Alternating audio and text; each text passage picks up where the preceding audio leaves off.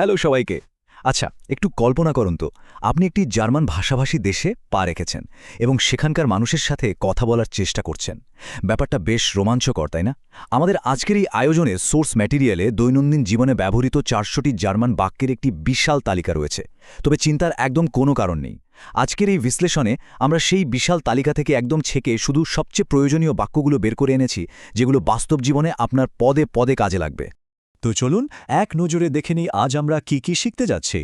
আজকের আলোচনার বিষয়গুলো হলো প্রাথমিক অভিবাদন ও শিষ্টাচার, দৈনন্দিন রুটিন ও কাজ, দিক নির্দেশনা ও পরিবহন, খাবার ও কেনাকাটা, স্বাস্থ্য ও জরুরি অবস্থা এবং সবশেষে অনুভূতি ও সামাজিক যোগাযোগ। বলা যায় একটি সাধারণ দিনের আদ্যপান্ত। চলুন তাহলে শুরু করা যাক আমাদের প্রথম পর্ব, প্রাথমিক অভিবাদন ও শিষ্টাচার দিয়ে। জার্মান সংস্কৃতিতে কিন্তু শিষ্টাচার অত্যন্ত গুরুত্বপূর্ণ একটি বিষয়। আপনি কার সাথে কথা বলছেন তার উপর ভিত্তি করে আপনার সম্বোধন পুরোপুরি বদলে যাবে। এই স্লাইডটি বেশ চমৎকারভাবে ব্যাপারটা বুঝিয়ে দিচ্ছে। ধরুন, বন্ধু বা পরিচিতদের সাথে আপনি একদম ক্যাজুয়ালি বা অনানুষ্ঠানিকভাবে বলতে পারেন চুস, যার মানে বিদায়, এবং ভি গেটেস দিয়া, অর্থাৎ তোমার কেমন আছে।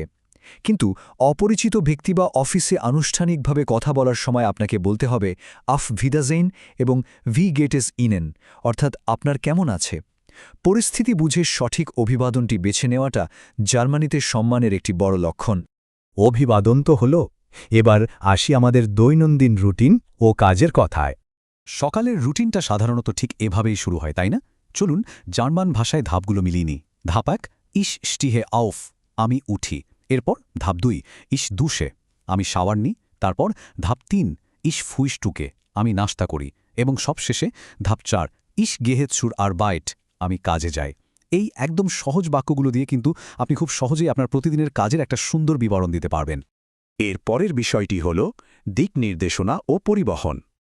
আচ্ছা, এবার একটু ভাবুন তো, ঘর থেকে বের হওয়ার পর অচেনা একটা শহরে আপনি হয়তো রাস্তা হারিয়ে ফেলেছেন। তখন কি করবেন? ঠিক এমনই একটা পরিস্থিতিতে ভো ইস দেয়ার বানহোফ, অর্থাৎ স্টেশন কোথায়, এই একটিমাত্র বাক্য আক্ষরিক অর্থেই আপনার জীবনরক্ষাকারী হতে পারে। এখন কেউ যখন আপনাকে পথের দিশা দেবে, তখন তো তার উত্তরগুলো বুঝতে পারতে হবে, তাই না?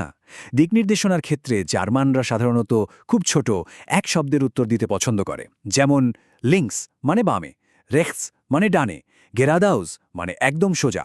আর যদি বাসের খোঁজ করেন, তবে দের বুজ হেল্ট হিয়ার, অর্থাৎ বাস এখানে থামে। ব্যাস, এই কয়েকটা শব্দ পকেটে থাকলেই আপনার গন্তব্যে পৌঁছানো একেবারে নিশ্চিত। ঘোরাঘুরির পর এবার আসা যাক খাবার ও কেনাকাটার বিষয়।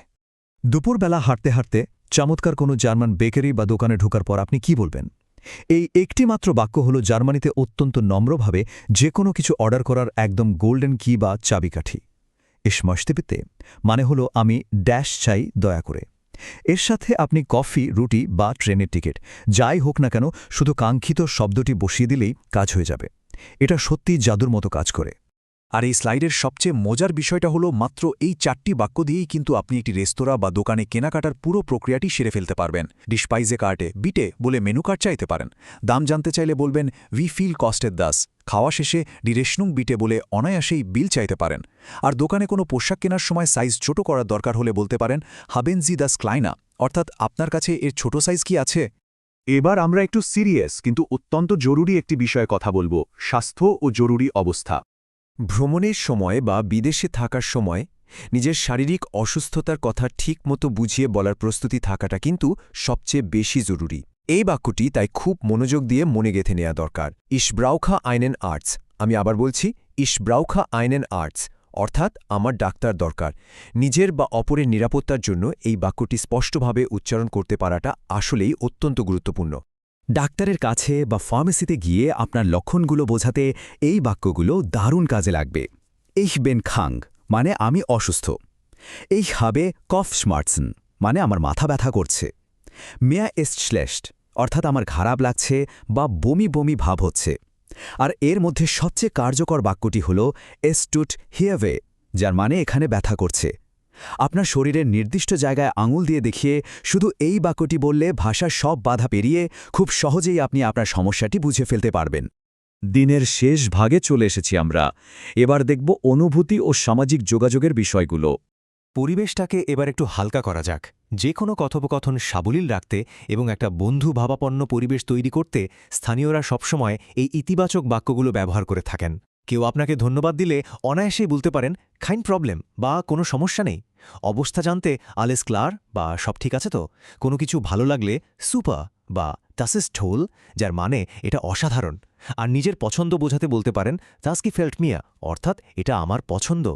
এই ছোট ছোট অভিব্যক্তিগুলো আপনার জার্মান কথোপকথনকে অনেক বেশি স্বাভাবিক আর প্রাণবন্ত করে তুলবে।